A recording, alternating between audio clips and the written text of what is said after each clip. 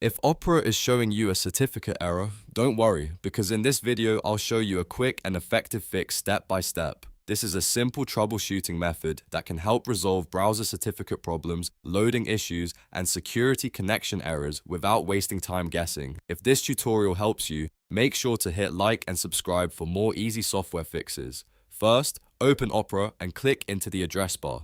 Type opera/netinternals /dns and press enter.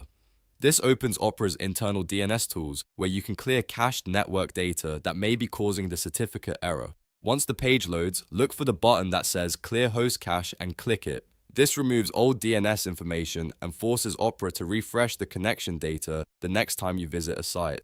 Now, after clearing the host cache, click back into the address bar again. Type opera/netinternals /sockets and press enter.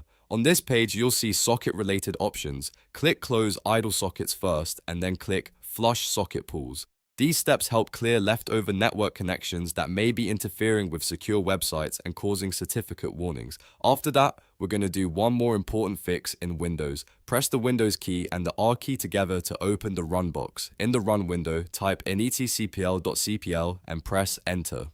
This opens Internet Properties, which gives you access to additional security and connection settings on your computer. When the Internet Properties window opens, go to the Content tab at the top. On this tab, find the button labeled Clear SSL State and click it. This clears stored SSL certificate information that Windows may be holding onto, which can sometimes trigger certificate errors in Opera. After clicking it, confirm by selecting OK. Once that is done, restart your computer to make sure all the changes fully apply.